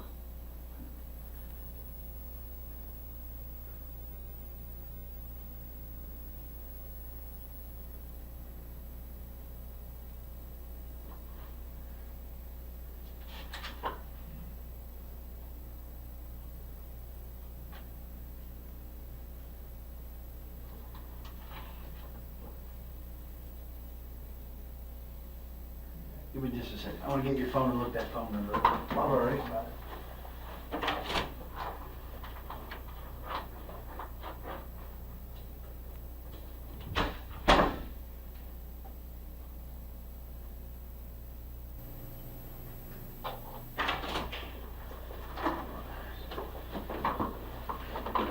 okay if we put that number in?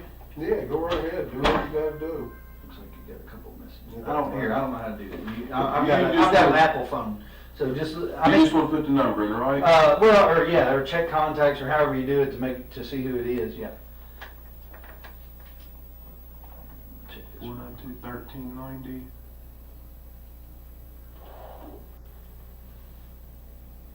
Just call it. Oh, Steve Lawson. Okay, who is Steve Lawson? He's somebody that works for me.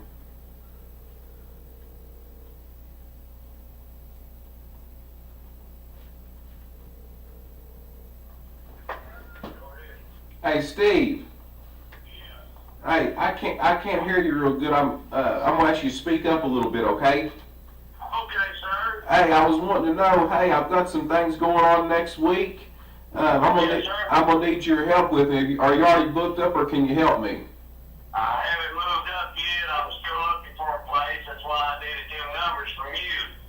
All right. Well, I can write them all down and get them there for you. But I was actually talking about doing some more work with your little skid steer and so forth. Mine's still broke down. Well, like I said, get with me tomorrow. I'm coming. I know you're having a hard time hearing me because it's where I'm located at. All right. So just get in touch with me tomorrow and we'll see what we can do. But my question, I just want to tell you I'm sorry about everything that's going on in your life, brother, and I got you in my prayers. I said it is a very difficult and trying time, but I appreciate you you saying that. But hey, I need your help while I got you on the phone here. Do you remember the other night you called me really late, and I forgot what you asked me. Can you? I guess we wasn't on the phone. I might have been tired. I know it was pretty late at night. Can you remember what you asked me or what you were after? I can't remember. Yes, sir, I can. I called and asked you for them numbers for a house. Oh, for a rental house. Yes, sir, And I did. and what did I forgot? What did I tell you? You told me that you would call, what's her name, Katie or whatever, she handles all that. Crystal. Crystal, okay, I apologize. Yeah. And you said she handles all that and that you would get back with me on it. All right. Thank you so much. Now. Hey, if there's anything I can do, you give me a call. Thank you. You have a good night now. Yes, sir, God bless you. Thank you.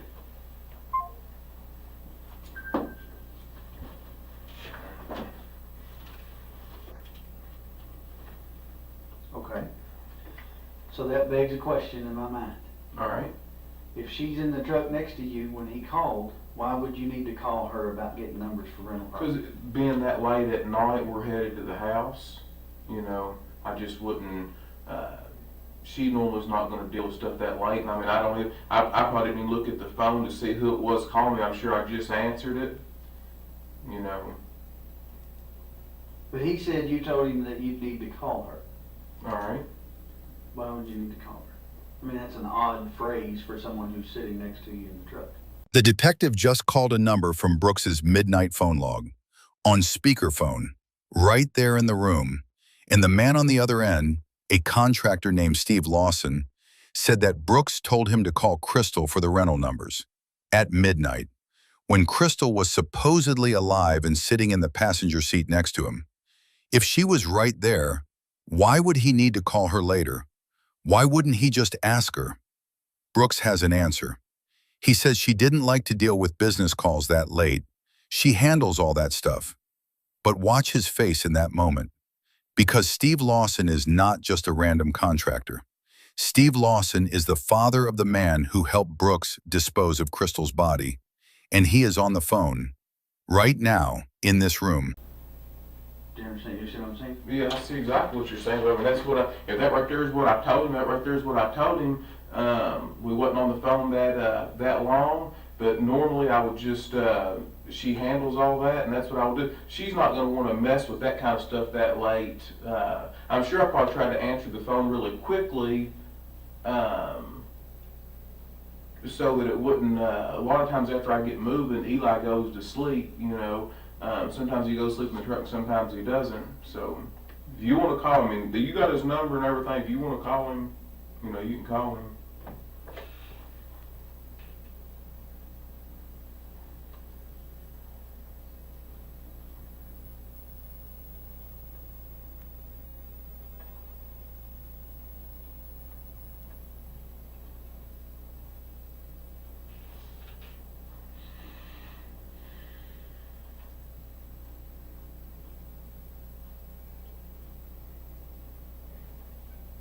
What do you think happened? I'm shocked. I do not know. I mean, you told me that she doesn't do drugs. She's not on any kind of drugs that I'm aware of. She drinks socially on occasion. And mildly, yes, not any kind of... Every 6-8 weeks, something like that, right? Has she ever had trouble with depression before? Not really, not to my knowledge. I mean, there's always stress that's your highs and lows in people's life, but I wouldn't classify her as a stressful person or someone that's deeply depressed. Well, I know Keith Rogers, her ex-husband, or still current, but not together. I know that he has had a drug problem in the past.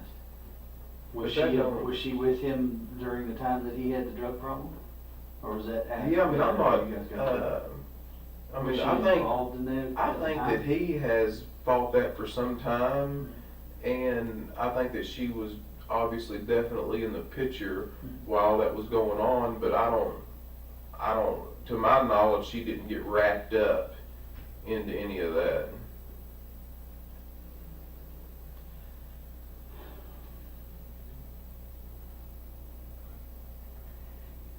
I guess the biggest problem that I have is that most women are not going to walk away from their purse and their cell phone in the car.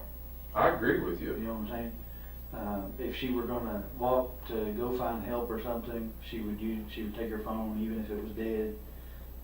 She wouldn't. My wife wouldn't leave her purse anywhere for any reason.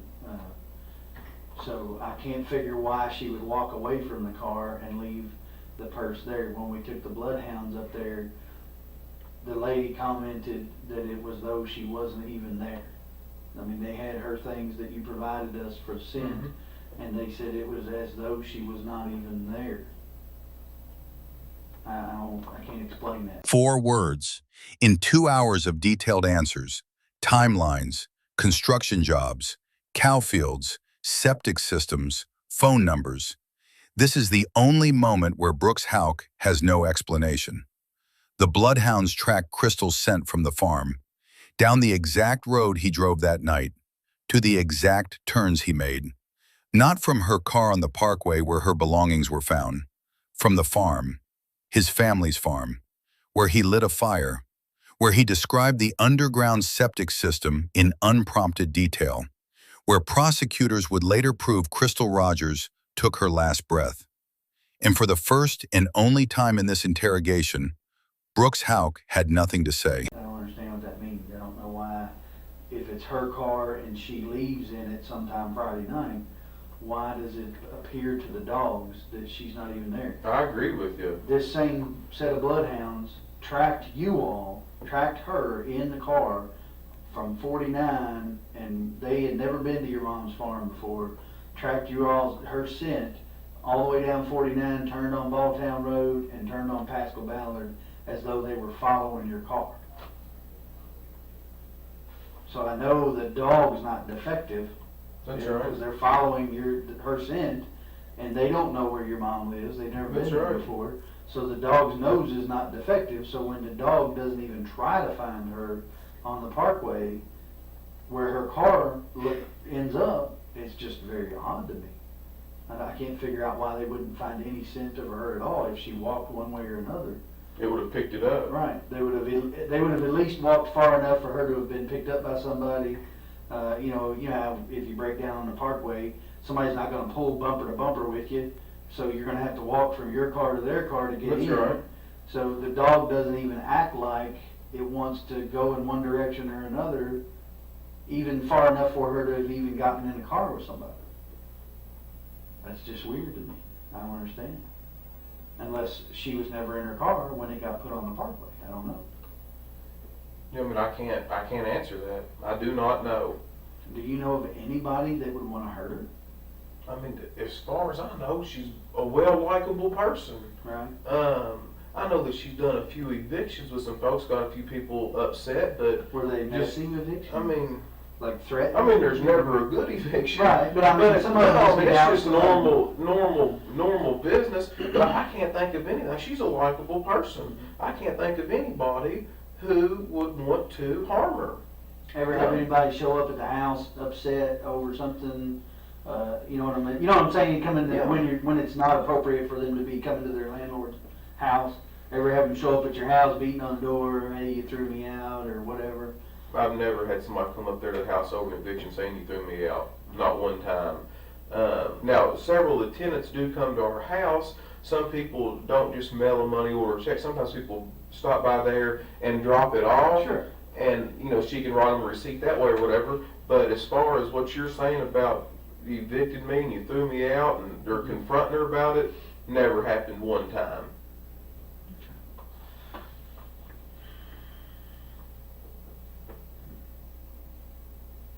Is Kylie's dad, Kylie's dad, he doesn't have anything to do with her? Very little. I don't even know. I think he lives a far piece from here. I'm not really sure. So where. I thought they said her dad's name was John Fenwick. Is that correct or not? No, that's not right. That's not right, okay. I think it's Jesse. John Fenwick is one of the owners of Bluegrass Seed. Right. Yeah, that's Yeah. not her. Okay. That's not So her. Jesse Fenwick, I believe, and that might not even somebody be that doesn't legal. live around here close. Yeah, it's a far piece. Is he not, but obviously, his mom lives on Stone Road. Yes. So he's a member of that Fenwick family that's from around here. I don't know how many sets of Fenwicks there are, but I know there's. As far as I know, there's only two. Now, I don't know which one he would belong to, and there Right. may be more than that I'm unaware of, but. Right. So, do you know, is she related to the Fenwicks that own the Bluegrass Seed? Or you I think do it's not. different? I don't think she is, but I do not Don't know know. for sure. I I'd don't ask do Ashley family or trees something. and all. I don't do all Right. that. I didn't know since you do business, if you've done business with them, if it come up, but, and then Ashley is the daughter that her mom and dad raised. Yes, and I figured out her last name is Johnson. I couldn't tell you that the other night because I was so darn stressed out, but her last name is Johnson, and I do not know her dad's first name. I just know that he stays incarcerated quite a bit. He'll get out from time to time, but he will only make it about a week, and they find a reason to lock him back up again, whether it be drugs or whatever it is. Have you all ever had any trouble out of it? I've never met the man. I know that was a pretty abusive relationship from what Crystal's told me, but I don't really know. I can't speak intelligently upon that's been quite some time back, so I don't know a whole lot about it.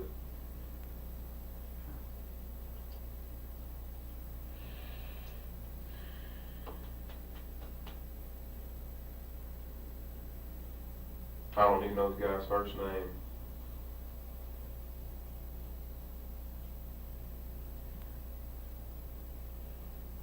No custody issues with Keith?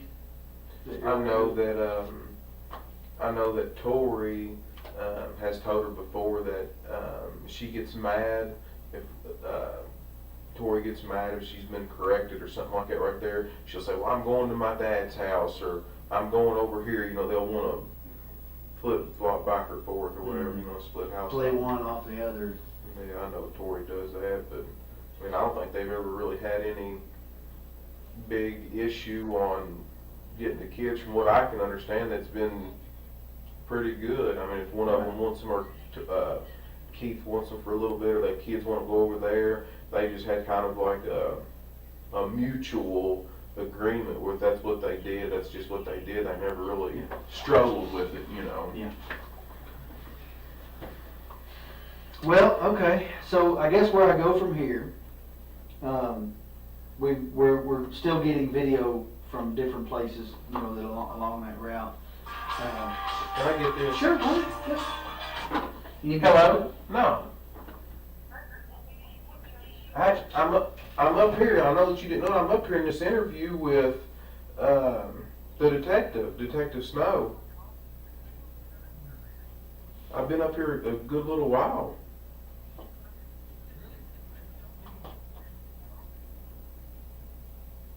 I'm filling out this statement here and everything.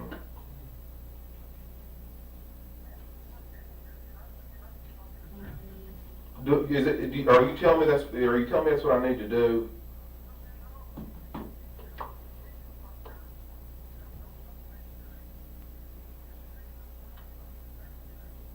I'm not, I know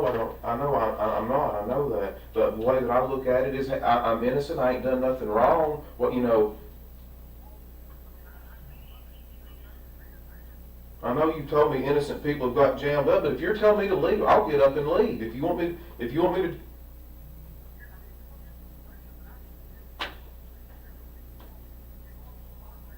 I know I'm going through a lot, but I'm trying to get this guy to help me.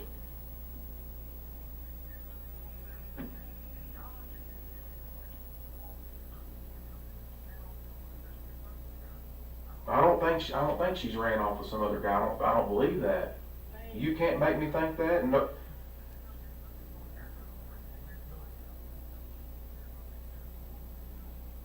Yeah, so do I. I'll do exactly what you're telling me to do right now. Do you want me to get up and leave? Man, I don't think these guys. I don't think these people have got it vindictive just to skin me for no reason. Man, this is not their family. This is not.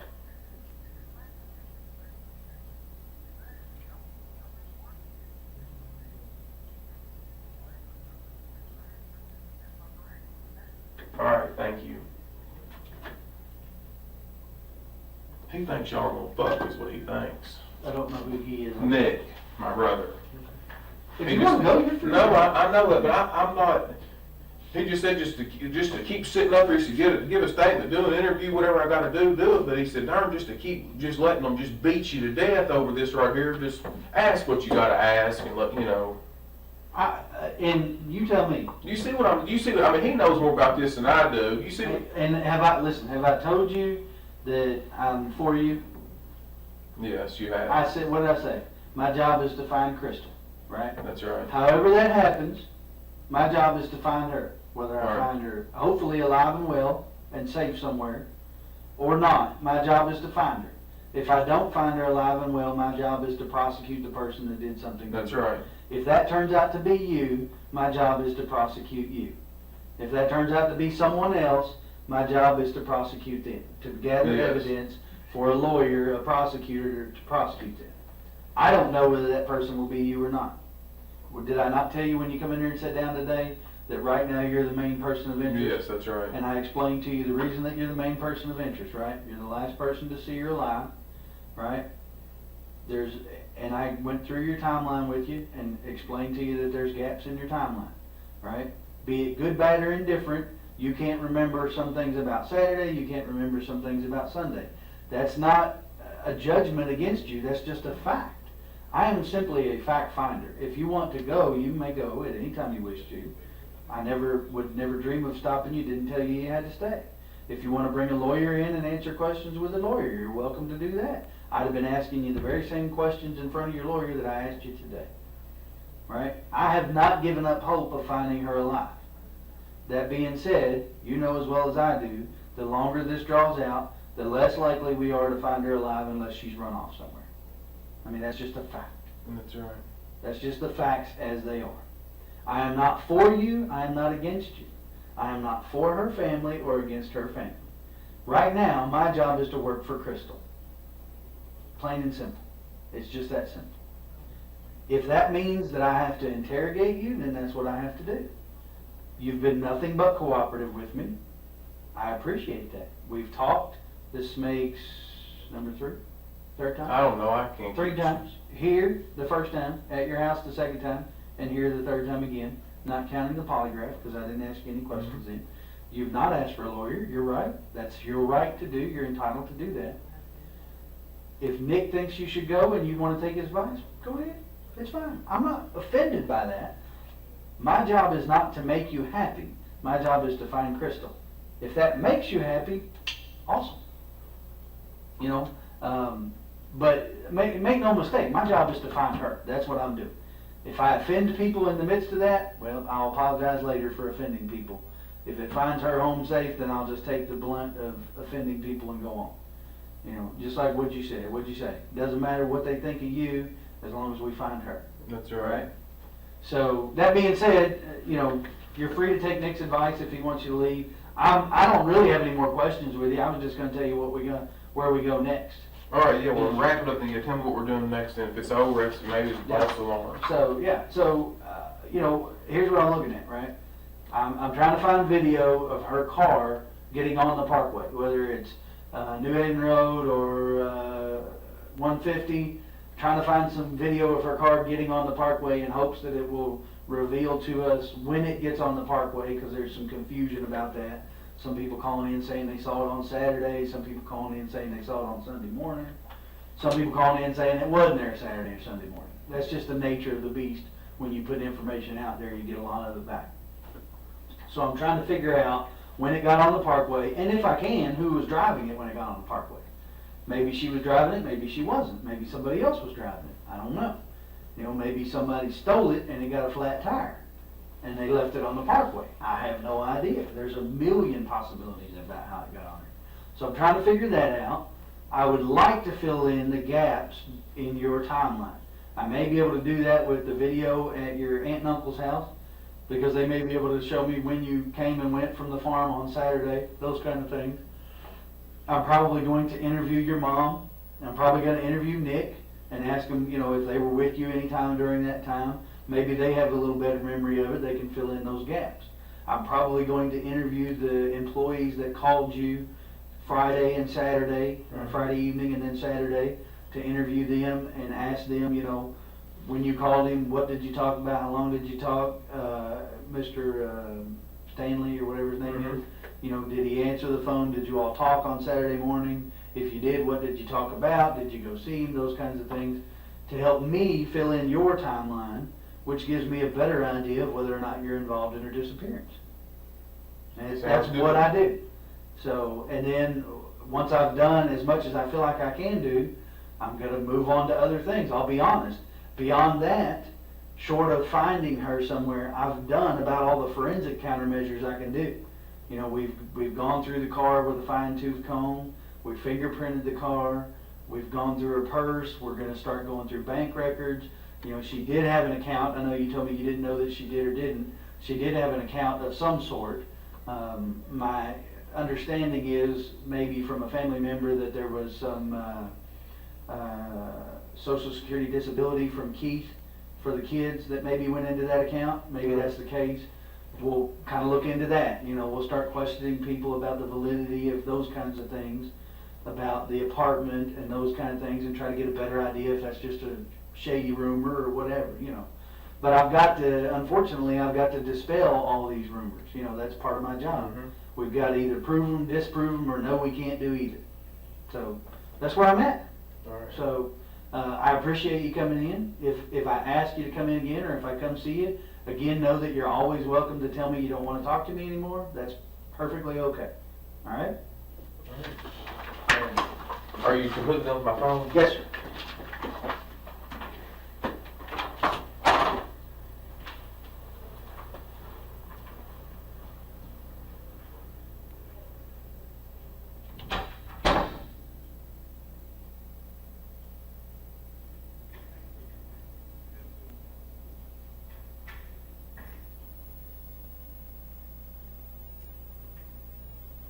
Brooks Houck was convicted of murder in 2025, sentenced to life in prison plus 5 years, nearly 10 years after Crystal Rogers disappeared.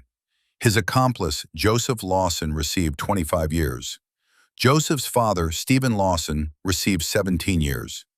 Brooks's brother, Nick, a police officer who actively interfered with the investigation and fed information to Brooks throughout the years, was fired from the department but never charged. Crystal Rogers has never been found. Her body has never been recovered. Despite massive searches on the Houck family farm, no one has ever told her 5 children where their mother is. Tommy Ballard, Crystal's father, spent a year demanding answers that nobody would give him. He ran his own investigation. He refused to let his daughter become a forgotten case. And 1 year after she disappeared, he was shot and killed by an unknown gunman while hunting with his grandson. That murder has never been officially solved. Brooks Houck sat in interrogation rooms for nearly 10 years, cooperative, prepared, calm. He brought his own notes. He described the farm in precise detail. He lit a fire on that farm the night Crystal disappeared, and he referred to his missing girlfriend in the past tense 3 days after she vanished. He walked out of every one of those rooms a free man, until he didn't. Crystal Rogers was 35 years old. Her father died trying to find the truth, and her 5 children grew up without a mother, while the man responsible lived freely in the same town.